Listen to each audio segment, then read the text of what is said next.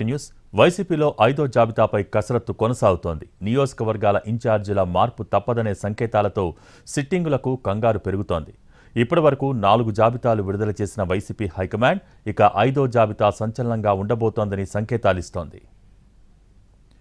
Why not 175 అని target నిర్దేశించుకున్న YCP అందుకు తగ్గట్టుగానే పకడ్బందీ ప్రణాళికతో ముందుకెళ్తామని అంటోంది.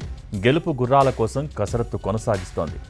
ఇప్పటి వరకు 4 విడతలుగా 68 నియోజకవర్గాల్లో మార్పులు చేసింది. మొత్తం 4 జాబితాల్లో 58 శాసనసభ, 10 లోక్సభ స్థానాలకు పార్టీ సమన్వయకర్తలను ప్రకటించింది. ఈ మొత్తం జాబితాలో 21 నియోజకవర్గాల్లో ఎస్సీలు, 3 చోట్ల ఎస్టీలు, 17 నియోజకవర్గాల్లో బీసీలు, 4 సెగ్మెంట్స్లో మైనార్టీలు, 13 చోట్ల ఓసీలకు అవకాశం కల్పించింది. లోక్సభ స్థానాల సమన్వయకర్తల్లో 6 బీసీలు, 2 ఎస్సీలు, 1 ఎస్టీ, 1 ఓసీకి అవకాశం ఇచ్చింది వైసీపీ.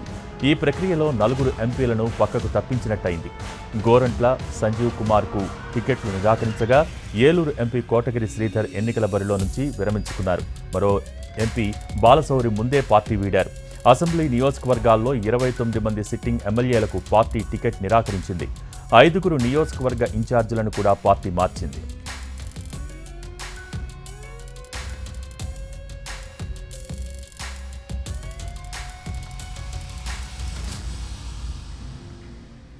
ఐదో జాబితాపై వడపోత సాగుతోంది.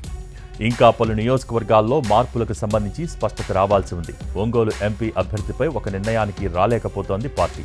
సిట్టింగ్ ఎంపీగా మాగుంటకు టికెట్ ఇచ్చేది లేదని ముఖ్యమంత్రి జగన్ స్పష్టం చేసినట్టు సమాచారం. విజయనగరం ఎంపీగా మజ్జి శ్రీనివాస్ పేరు పరిశీలించినా సిట్టింగ్ ఎంపీ బెల్లాన చంద్రశేఖర్నే కొనసాగించాలన్న నిర్ణయానికి వచ్చినట్టు తెలుస్తోంది. రాజమండ్రి నుంచి డైరెక్టర్ వివి వినాయక్, అనుసూరి పద్మలత, కాకినాడ నుంచి చలమలశెట్టి సునీల్ పేర్లు వినిపిస్తున్నాయి. అమలాపురం, అనకాపల్లి, నర్సాపురం, గుంటూరు, నంద్యాల వంటి చోట్ల స్పష్టత రావాల్సి ఉంది.